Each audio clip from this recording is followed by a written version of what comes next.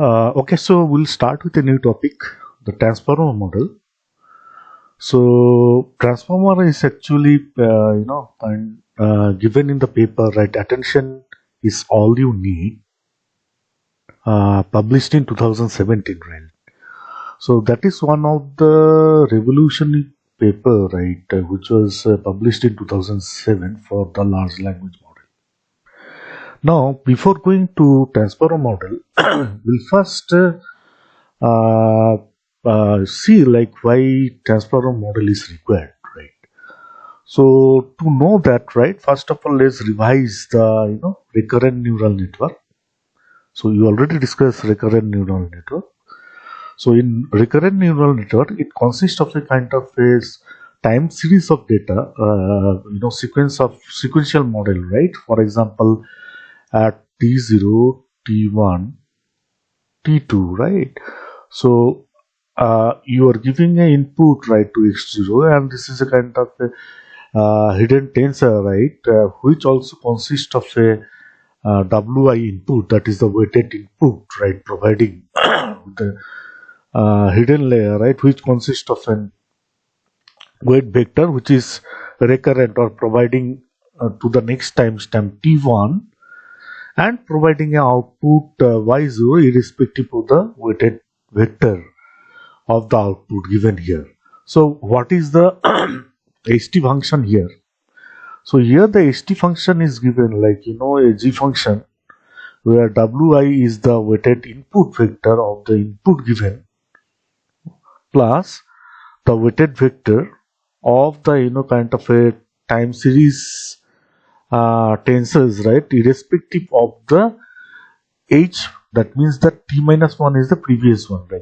For example, if this is t, right, or t1, right, so previous will be the next t0, right, correct. So this is nothing but the kind of a taking a historical sequential data of that and plus b, so b is the bias here, right?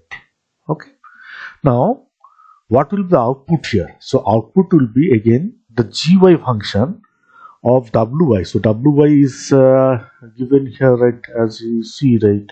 So wi is my weighted vector of my output for each timestamp. Let's say, for example, for t0, t1, t2, correct, into h. So h is nothing but here we are providing the output as an input to yt plus some bias component.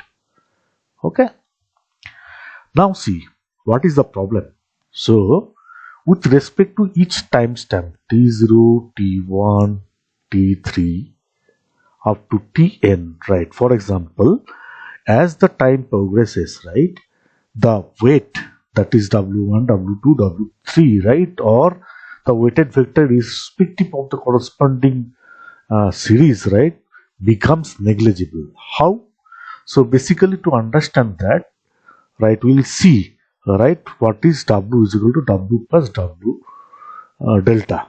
Okay, now as I mentioned, as the time progresses, the wi vanishes, so that problem we call the vanishing gradient problem in RNN. Okay, now let's define like w, the weighted vector, as a kind of a the present. So this is present, let's say example present. So this is the previous, that is previous p minus 1 I can write, plus some w delta, right, a small component change in the weighted vector, where w delta w is defined as n into de, a derivative of w, right? So this is a derivative term. So this is actually giving a kind of a small deviations, right, irrespective of the actual output, irrespective of the model output square. So that is nothing but this is the error component. Okay, now what happened if this derivative of e dou, or derivative of w is less than 1? So what it happens, so as this component progresses, right, the component of the w becomes far less than the 1. So this is how it actually goes to a negligible, right? Because we are doing a derivative irrespective of the error component.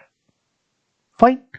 So that's why we mentioned here key the problem is when the weight is multiplied. So we are doing a multiplications, right? We are doing a multiplications each time component. The values uh, become very negligible, right? So or less we can say. So when we do multiply multiple times of iterations, so because we are doing multiple iterations of that, then the new weight, whatever we are getting, is becoming extremely negligible. So that is the biggest problem, and that is called the vanishing gradient problem. Next, in RNN, correct? In RNN, so for longer sequence of words, right, of the text, the model provides a slow computation. So as we going, kind of a iterative, irrespective of this diagram, correct? So the sequence of the words or the text provides a very slow computation. So that is another problem. Third problem is that difficult to access information for a longer duration. Because for a longer durations, if we to predict, let's say for example, word predictions in a sentences, right, of a book, right? So the information access is for a long durations. So since it is a sequential access, right, it's very difficult to access information for the long duration. So these are the three major problems in the RNN. To mitigate this problem, we introduce the transformer model, as I mentioned, the paper published in 2017. Okay, so this transformer model is a encoder plus decoder model. Okay, so let's see uh, what is this actually. So let's kind of focus on this transformer model. So basically this is a encoder and this is a decoder. Okay, now in the encoder part we are taking the inputs as a inputs of a sentence or words, right? Okay, and convert it into tokens, and further we take the input embedding. So the first step is the input embedding. We'll see like what is input embedding, right? Next is we are doing a positional encoding, correct? Third part is that kind of a multi-head addition, which is one of the important topic, right, in transformer model. Add norm, feed forward, right? And again we are forming add norm. So this whatever that these connections, right, this we call the skip connection. Okay, skip connection. So similarly there is also another skip connection. So basically skip connection is useful to maintain or retain the kind of historical data of the previous iterations, right? Okay, so this is one of the advantage, right, to retain the data from the previous history. So similarly in the decoder side, so the output of the encoder we are actually feeding to the input to the multi-head attention of the decoder side. So similarly in the decoder part, right, we have a output shifts, output embedding, positional encoding, mask multi-head attention. Similarly here multi-head attention, add norm, feed forward, add norm again, linear softmax, and finally provide a kind of output. So one of the use case for this transformer model is that so let's say I have a words, right, and I want to predict the next letter of the words. So this kind of prediction of the next letter or the character is possible through the transformer model. Okay, so this is one of the use case. So for each and every component of the transformer model, we will go one by one. So first of all, we will discuss about the input embedding, right? What is input embedding? Okay, so let's concentrate on the input embedding. So I'll just take the marker, right? Input embedding. So let's say I have a sentence, right, as an input, right? My house is a beautiful house. Okay. Now we need to do a kind of a tokenize for each words, right? So if we tokenize, so this will be one token, house will be another token, is another token, like that, a beautiful and house. Okay. Now, so how many tokens we have? Six, right? One, two, three, four, five, six. Okay. Now let's we implement the sentence piece tokenizer. So I already explained what is sentence piece tokenizer. You can go through my NLP video, right, where I'll explain the sentence piece, which actually depends upon the BP and Enneagram algorithm. You can also check that BP or Enneagram. So how the sentence piece tokenizer actually work. Okay. So I'll not go to the details. You can just go through that video, right, for the sentence piece tokenizer. So let's assume, right, we already implemented the sentence piece tokenizer here while taking or considering the input. My house is a beautiful house. So in sentence piece, the tokenize is actually indicated or represented as the underscore. Underscore means the starting of any word, right? So if the underscore is there, that you can understand this is the starting of a word, right? So underscore my house, my is a beautiful house, right? I have not broken irrespective of that sentence. It's maybe further broken irrespective of the BP algorithm. For the simplicity, we consider the same. Kind of starting of each tokens like this. Now for uh, my, right, the token ID. So this token ID is also kind of represented through the sentence piece model using the BP and uniform model. You can go through my previous video, sorry. So after implementing the sentence piece, right, it actually converted to the token ID. So by sentence piece, my for my the token ID is 534. House is 7123. Like is 312. A is 84. Beautiful is 4981, and a house is 7121. Okay. So after converting to the token ID, it needs to be converted into the embedding or vocabulary size or the embedding vector. So generally, for that input embedding, right, or the vocabulary size is actually the size is actually 512, right, as considered in the paper as well. Correct. So this is the dimension for each tokens, right, as I mentioned right earlier. Okay. Now each embedding has a component of a kind of a numerical value, like for example 912, 3881, 382.34, like that. So it consists of a dimension of 512. Now how to do embedding, we'll do a specific separate class for that. Let's assume, right, is a kind of a, so embedding vector is nothing but a vector, right, which consists of a numerical value represented for each token as defined by the token ID. Correct. Now once the embedding vector is formed for these 6 tokens, we need to do the positional encoding. Correct. So generally what happens, we are doing a summation of the positional encoding, means another positions of vector 512 is actually added to the original embedding vector. Correct. Which also consists of a sequence of 6 tokens, right? So what is 6? 6 is nothing but the tokens. My house is a beautiful house. Correct.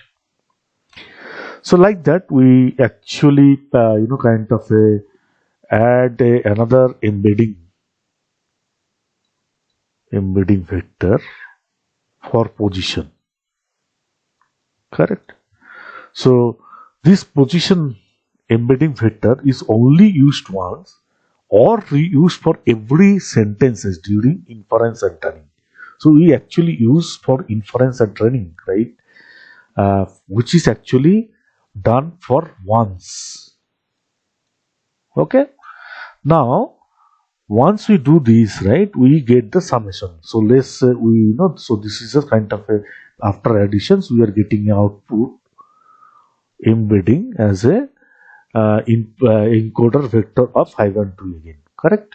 So these also have some numerical values, right? So it depends upon the embedding vector how we actually compute it, correct?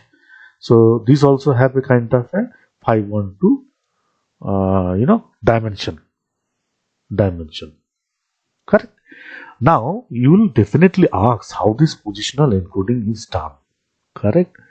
So generally for the positional encoding, it is defined as, so P is nothing but the positional encoding for the pose, right?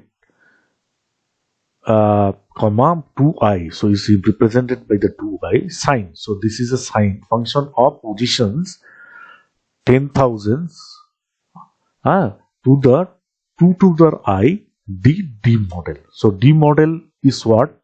D model is your 512 vocabulary size. Okay. What is I? I is we are representing. So here you can see, right, what is I. So similarly, positional encoding is also defined by the cos function. Okay, where it consists of a 10,000 pos, divided by 10,000 to the I d model. So d model is again 512. Correct. Now how to represent, for example, my house. So positional encoding, what is the position for the 00? Correct. Next position is 01, 02. Like that for house, what is the position encode? Position here 10. Then is next kind of a component of the embedding vector is 1 1. Next is 1 2, like that, irrespective of whatever 1 1. So if it is 00, right, so it is 5 1 1. Correct. So similarly for these as well, right? Fine. Now if you see, right, so this was of sign function is the positions of the 1 third, next it will be the fifth position, so is the odd positions here. Similarly the cos positions is defined by the even positions, right? This is 2, here it will be 4 as well, then 6, like that it can be represented.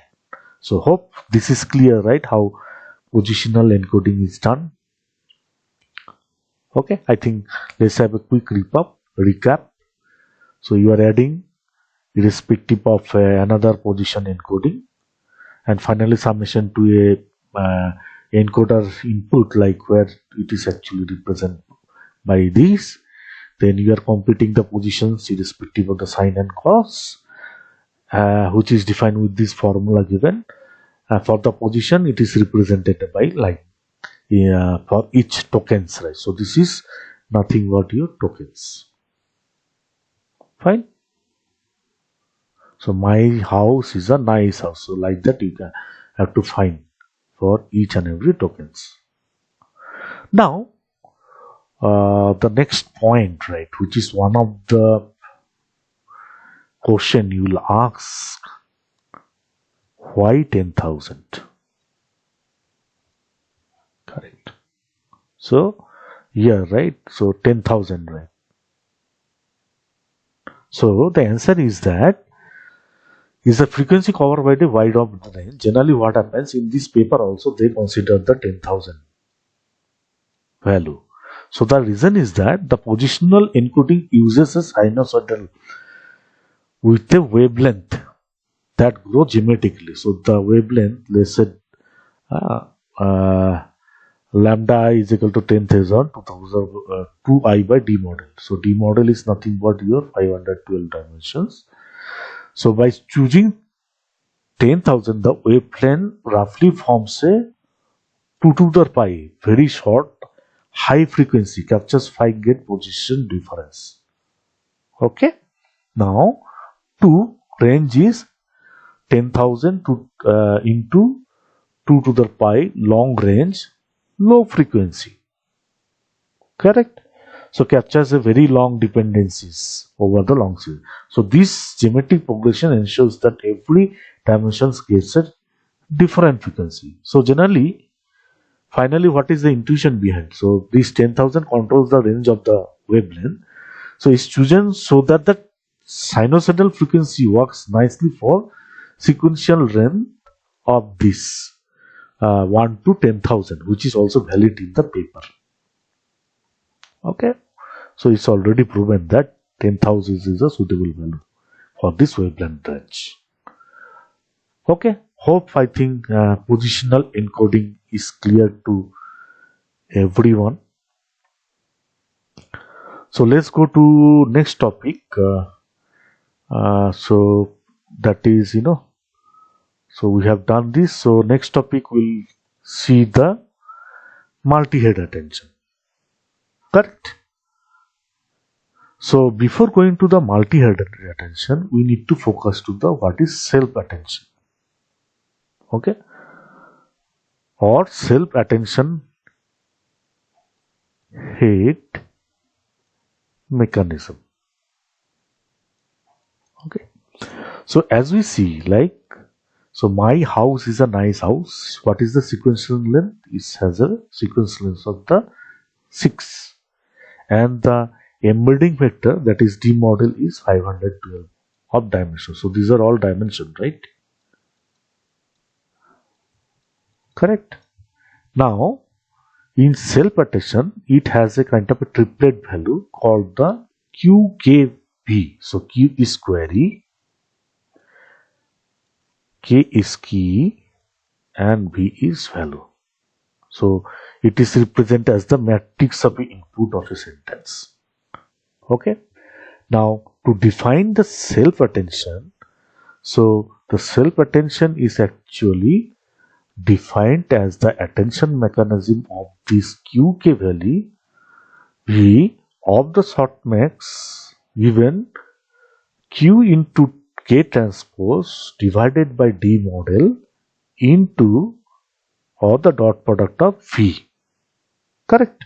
Now let's see what is the dimension for each. So the Q dimension is 6 into, so 6 is your token numbers. That is, my house is a nice house. Correct. Or beautiful house, right? So K transpose, we are doing transpose, so that is 512 into 6, and D model is what? D model is again 512, and V is your, so this dimension 6 into 6, so this is 6 into 512.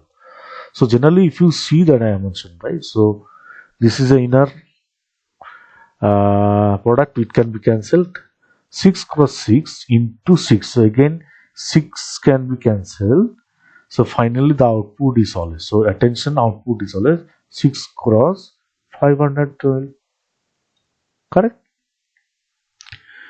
Now let's work out, before doing the softmax, the multiplications of the QK transpose. Okay, so QK transpose, I am not doing as of now the softmax value here. Correct. So we'll do right now here. So the 6 cross 6 matrix will come. So as I mentioned above, right, my house is a beautiful house, my house is a beautiful house.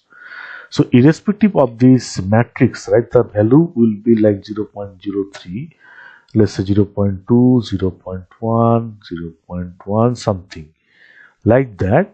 So it will be like that, the matrix, whatever the grows, right, the entire summation is always coming, whatever the addition, it always come 1.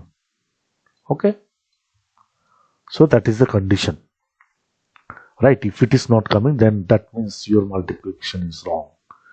Correct. So like that, it has a value like 0.41, 21, like that. So what I mean to say, all these additions of each rows in this matrix, the final summation, whatever we do, is always 1. Correct? So this is the kind of a multiplications of Q into K transpose, right? So on the top of that, we actually do the softmax function, right? Or 512, because this is what D model. Clear? So what is the dimension? You already know, right? This is 6 cross 512 dimension, and this is 512 into 6. So finally is a 6 cross 6 matrix.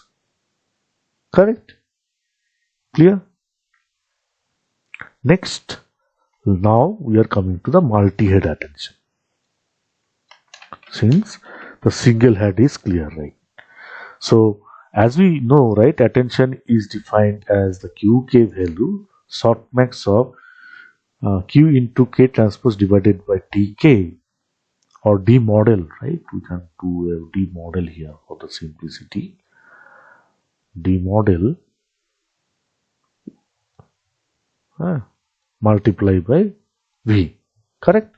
Now the multi-head is actually defined as the QK value of the concatenation of the head 1, head 2 up to head n multiplied with W. So this is the weight, like weight vector. Correct? Where the HI, so each individual HI is given as the attention of QK multiplied by WIQ, WI weighted vector into WI V, right? Correct? So this is V. Fine. So this is a kind of individual head we are defining irrespective of the multi-head attention. So let's check that in this formula, because it will be helpful right now to understand how we are actually computing the multi-head attention. Okay, so we'll go to the step 1 right now. So as I mentioned in that multi-head attention, right, or the single head attention, it has the input of sequence of 6, right, and the D model is 512 as an input embedding vector, which is actually passing to QKV value. Now Q is, as we know, sequence and D model.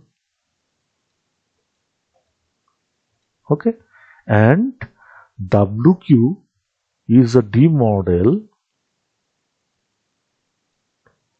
and D model. Okay, now for each QK value, it has the dimension of sequence and D model. So what is the dimension here? Sequence, right? Sequence is your 6, D model is 512. This dimension, every WQK is a dimension of 512 cross 512. Okay, so what is the final Q dash? So dimension is your 6 cross 512. Correct? So this is also 606 into 512 dimension. Now we get the output as a Q dash, K dash and B dash. Correct? Now let's go to the step 2. Let's understand this very minutely. So for Q dash, K dash, right, V dash, we are actually representing the heads, or so in terms of head. So this is head 1, head 2, 3, 4, 5, 6, 7, 8, and this is the sequence of my D model. And let's assume that these 8 heads we are actually defining as a DV. And this is a long sequence of the D model, right? So D model, what is the dimension? It's a 512, right? And here DV, what is the dimension? You can easily see is actually the 8, right? Fine. And whatever this, right? Whatever this, entire columns I say, if I check like that, this is the sequence, your sequence length, right? 6, 6, 6, correct? And this is your kind of a DV, which is actually 8, right? Okay. Now, if you see, sorry, I mean, I just confuse here. Let's it's not that 8 actually. So we'll see, right? So let's consider right here. So once we computed that, we are getting a head of 8. H1, H2, H3, H4, H5, H6, H7, 8. Correct? So we consider this HP. So we consider as a HP. So H is nothing but your head.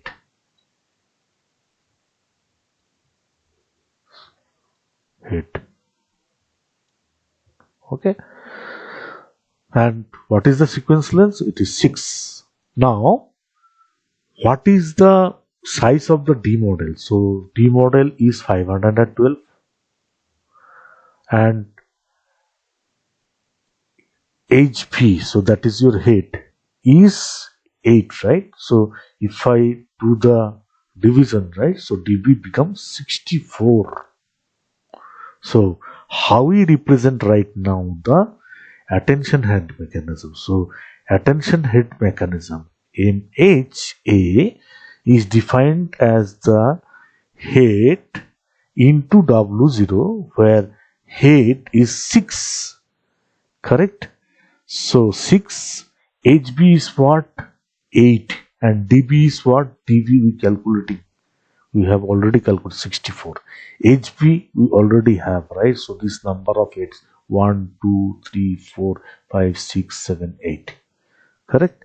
And W0, the dimension is your 64 into 8, that is DV, into D8 and D model. So finally, what is the dimension? If you see this Hansen's inner matrix, okay, so it's finally is a kind of again 6 cross 512.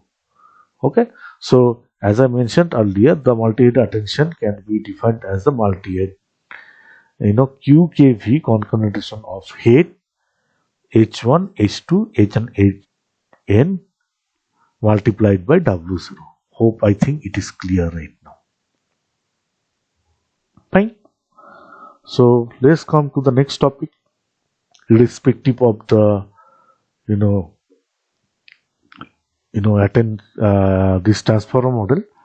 So the transformer model also consists of a norm, right? Norm, it is given, right? If you see in the architecture, so norm is nothing but the normalization. Now, first of all, we need to understand what is the normalization. So basically, what are the types of the normalization and which normalization is used in the transformer. So to understand that, so there are two types of normalizations basically. So one is the batch normalization and another is the layer normalization. Okay. So what is the batch normalizations and the layer normalization? Batch normalization and the layer normalization. So in batch normalization, each columns is normalized across a mini batch samples. So what does it mean? It means, let's say for example, here, right, in the batch normalization, so this is batch normalization, right? So this is linear normalization. So let's say I have a features F1, F2 and F3 as a column, right? And each row x1, x2, x3 is nothing but my samples. So these are the values. Correct. So what is done in the background? Each columns. So that means each columns. So I define by red color. Each columns, that is features, is normalized across mini batch samples. So it is actually normalized by each batch, right? Batch sample. So because this is a sample, correct. And for layer normalization, what it defines, it says each rows of the samples is normalized across its own features. So it's nothing but I am kind of doing a normalization across its features, right? So this is features f1, f2, f3. So I am doing across the features. So this is the basic difference between the batch norm and the layer norm. Now extending to the other differences. So let's go to the next slide. So next point, it says in batch norm, right? So in batch norm, after batch normalization, each column features has a zero mean and a unit variance. Whereas in layer norms, after layer normalization, each rows or samples has a zero mean and a unit variance. So basically, if new batch, B means batch, has 1 by n summation of xi is nothing but the samples where n is the batch size. This mean becomes 0, right? In for each columns has a 0 mean and a unique variance. So here variance, right? That is sigma b square is equal to 1 by m. M is, as I mentioned, is a batch size. Xi is your sample inputs, per sample inputs, minus mean. Mean is 0, right? uh, to the square root square, right? So similarly for layer norm, mu L is nothing but your mean for layer 1 by d. So this d is the dimension of the sample x, that is the summation of xj, and this is that kind of a variance, right? Unit variance, right? As I mentioned for batch normalization as well, right? So similarly, like the formulation of any sample estimate is given as a x of the sample data minus mu is your mean divided by standard deviations of per features, right? Where mu b is your mean computed per features and sigma b is the standard deviations per feature. So similarly for layer normalization, right? So this is batch, correct. So mu L, right? So is the mean uh, computed across all features, and sigma L is the standard deviations across all features. Now we find the output as a kind of a gamma into x cap, right, plus beta, where gamma is a learnable beta parameter for the scale, and beta is a learnable parameter for the shift, right? So similarly for this here in case of layer norm as well, correct. So this is batch norm. Hope this is clear. Now coming to the uses, which actually tell you, right, where to use what. So basically the uses of the batch normalization is done on like CNN, convolution neural network, then GAN, and the Western models, or etc. Right? Correct. But for the layer norm, it is used in BART GPT, that is vision a transformer model. That's a BTM, right? Or the transformers, right? So basically the intuition is that layer normalization is used in transformers. Why? Because of this all these reasons, right? Correct, as mentioned, as I'm differentiating with respect to the layer norm irrespective of the batch norm, right? Now batch norm is also sensitive to the batch size, whereas the layer normalization is independent of the batch size. Okay.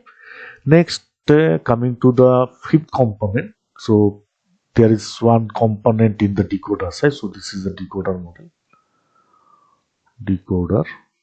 So we have a multi-head mask. Multi-head attention we already discussed. It has a mask, right? So what will be the case, right, while we are putting a mask here? Okay. So in the mask, right, mask attention head, to define, right, I am doing that matrix, right, for the starter. So this matrix is nothing but your Q into K transpose, right? So I have not given a softmax as of now. So before doing softmax on this function or D model, correct, if all those value, right, in the upper triangle, if we put as a infinity, what will happen? Okay, all the values we put infinity. So if we put infinity, if I do softmax on the top of that, right, then all the values above the diagonal makes infinity before softmax will replace by 0. So generally after softmax it will be replaced by all zeros. So generally this process of this upper triangular while putting all the components as 0 is something we are doing masking. Correct. So if you'll ask why we have doing this mask, because generally sometimes what happen, I do not need the future words, rather I need the dependency on the previous positions of the word. Correct. So generally what I am actually doing a mask of the futures positions which I am not able to see, but only I am depending on the positions of the previous words of the positions. So this methodology we sometimes called a causality. Okay. So this makes the model causal. Correct. So I think this masked multi-head attention is clear to everyone. So as of now, we already discussed output embedding, mask embedding, normalization we also discussed, multi-head attention we already discussed, add-num is clear. Correct. Next we will come to the feed-forward mechanism and the shortmat function. So these two things or two components are left as of now. Then we will see, right, for the entire transformer model how to do a training and inference, right, providing a input as well as the output. What will be the output in that case? Okay. So let's go to the feed forward network right now. So feed forward network in the transformer model. So generally feed forward network consists of kind of a three components, that is the input layer, hidden layer and the output layer. So this is a part of the neural network, right, or artificial neural network. So these are the kind of a neurons, as I can say. So this is nothing but the input layers, right? So this is a x1 and x2 are the input neurons or tensors, I can say, and this a-1, a-2, a-3 are a kind of a hidden layers, right? And y dash is my output layers. Now how it works? Now the input layers of the neurons or the neural network is connected with the weighted vector to provide a kind of a activation function A1. So if you see W11 is connected as a weighted for this to the hidden layers, and W12 is connected to A-2 and x1 multiplied by W13 connected to the A-3. So like that x2 is connected to W12, sorry, W21, W22 is connected to A12 and for x2 w23, correct? So what will be the matrix I can write here? So it will be something like looking like this, right?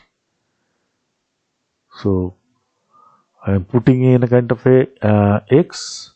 So x1 and x2, let's assume, right, these are the neurons, right, or the tensors, which value is 0.8 and 1, and w is my weighted vector matrix. So this, what is the dimension, right? So this is kind of 2 cross 3 dimension, and this is 1 cross 2. Okay, so basically we do a kind of a transpose here. So transpose is required. No, I think not required, right? 1 2 and 2 3, correct?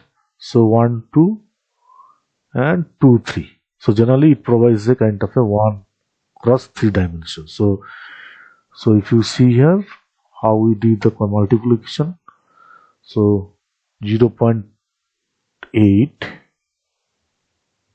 so row into columns, right? 0.8 cross this value plus 1 cross 2. So similarly for this, what is that? So this is done. So for this we have to compute 0.8 into 0.7 plus 1 into 0.6. Clear? Like that, 0.8 cross 1 into, sorry, plus 1 into 1.8. Correct? So finally the output of this H matrix is nothing but your this value, correct, which is nothing but 1 cross 3 matrix or a vector. Clear? Now let's come how we are actually feeding into the activation function.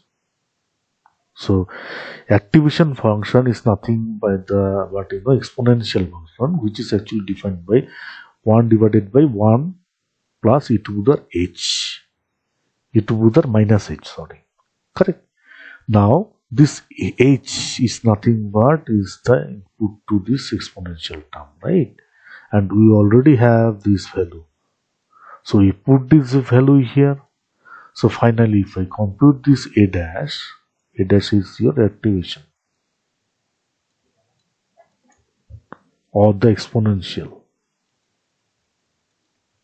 term, right? So a dash is becoming in a kind of a this vector having a 1 cross 3 matrix. Okay, now what will happen? Now again, let's say we are doing a hidden, h dash is equal to a w dash, because we have to find the output, right? So a or a dash, I think, right, a dash is your w dash. So w dash is nothing but your w1 w2 irrespective of every dash, right? So what is this? This is nothing but your weighted vector of your output, if you see the diagram. So see, so this is this value, correct? We already computed this still, and for this we have to find the h dash, right, for the entire. So what is the case right now? H dash is defined by the a dash. A dash is nothing but I already computed, right, a dash. So this value, which is nothing but this, into w dash. W dash is what? This. So actually I am doing a transpose for this. So the transpose. Okay. So this is your w dash and this is your a dash. A dash. So finally, what is the inner matrix? 3. Correct? So 1 cross 3, 3 cross 3. So this will get cancelled. So it will be kind of a only scalar value, 1.29. Correct? Now we have to find the output. Correct? So y dash is your output. So what is y dash? Y dash is your kind of a output here, right? So this is your output, correct? We have to compute that. So y dash is nothing but, again we are doing that exponential term, right? So where h dash we already know. So this is this value, and we put the value whatever we received right now. Okay. So y dash is 0.95. So this is the final output. So this mechanism is called the feed forward neural network. Okay. Now this concept is actually implemented in this transformer model. So generally in the transformer model, in the paper, right, they actually modify or extend irrespective of the position wise feed forward mechanism, where actually they said key, like in addition to the attention layer, each of the layers in encoder decoder contains as a fully connected feed forward. So fully connected is nothing but whatever I have shown this architecture. So this is actually fully connected. Okay. So in which applied for each position separately, and this consists of two linear transforms. So generally mentioned to the two linear transformation with the ReLU activation. So feed forward X is nothing but is the max of XW1 into B. B is your bias actually. Okay. So if you cross check this equation, so this is nothing but your this X. So you can write this equation as like this: H is equal to W X plus B. So B is your bias. Okay. So the same thing here they have done. XW plus B into W2 is another weight vector plus bias. On the top of that, this value they has done the maximum of it. Correct. So they said that while the linear transformation of the same across position, they use different parameters from different. Another way of describing is the two convolution with the kernel one. So dimensional of the unit. So as I mentioned, they had taken 500 at 12, and the inner layer dimension is around, they said, 248 in that paper. Attention, I had this paper, right, which is published in 2017. Okay. Oh, I think the concept is, but anyway, like this concept is sufficient to understand what is going on. So only the extension irrespective of the position wise feed forward network. Okay. Now let's come to the last component, or kind of a description, right, of the component of the transformer. So is a softmax value. So generally softmax is defined as a given vector. So let's say I have a vector, right, of a row score, or the like is, let's say z is equal to z1 z2 up to zn. So basically the softmax function is defined like sigma of zi e to the zi divided by summation of j to the 1 by n e to the zi, where zi is nothing but the output values which are the probabilities in between 0 and 1. Okay, so this zi value is always in between 0 and 1, where this e to the j is the normalized value to sum up as a 1, right? Okay, and this basically zi shows a kind of a score for the class I. So this is the nothing but kind of the same concept, right? Because it has to be sum up with whatever the value, right? Let's say whatever the value, summation value, it always sum up to the 1, irrespective of, if you see in that 6 cross 6 matrix of Q K transpose, right? So that value for each matrix, right? So that sum up for each rows is also coming 1. Correct? So this is one of the intuition right behind the softmax value. Now this is the last section, right? How? So if you see, like all the components are very clear, right? Irrespective of this paper, transformer paper. Now let's do a kind of a quick, training and inference. What will be the case? Correct. So we'll discuss the training and inference, right, of a transformer. So this is the last topic. So okay, fine. So let's go, right? So let's assume, right, this input I am providing.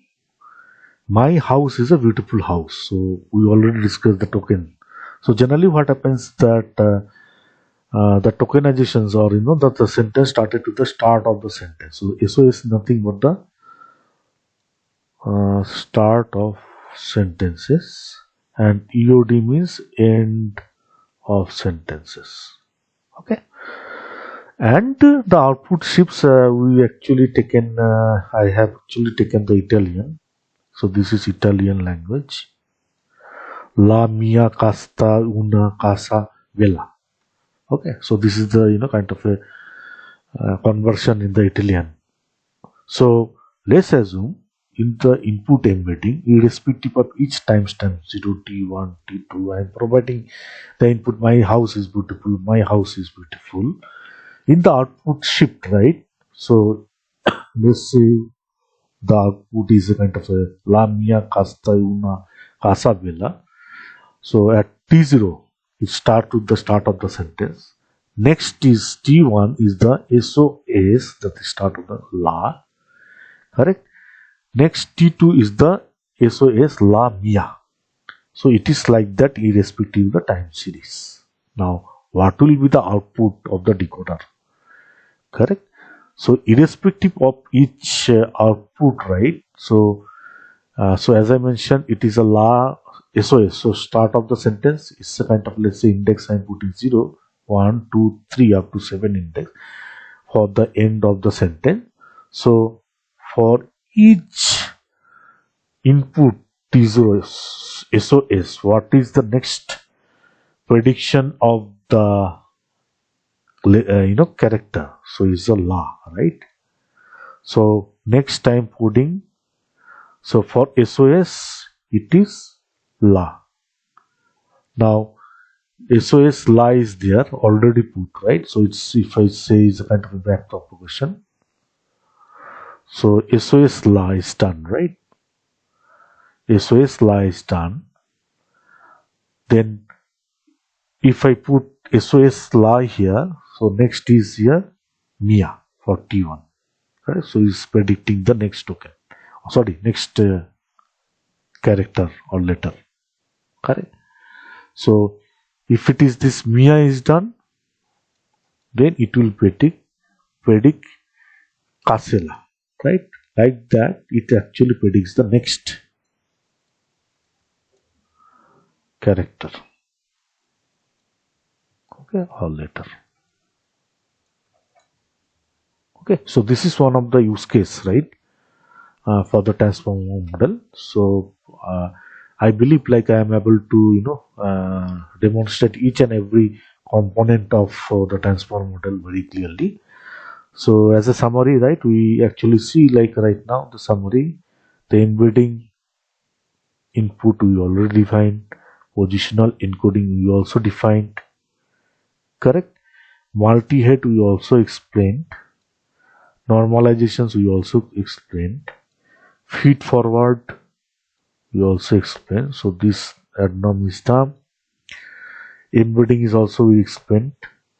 Mass multi-head detention, this is the sixth topic, right, we also explained, right? Then feed forward, yeah, already done. Then seventh topic is the softmax function, and we also shown a kind of training and inference how it happens for the transfer model. Correct? Hope, I think the video is very useful for you. So please provide a like and subscription on this video.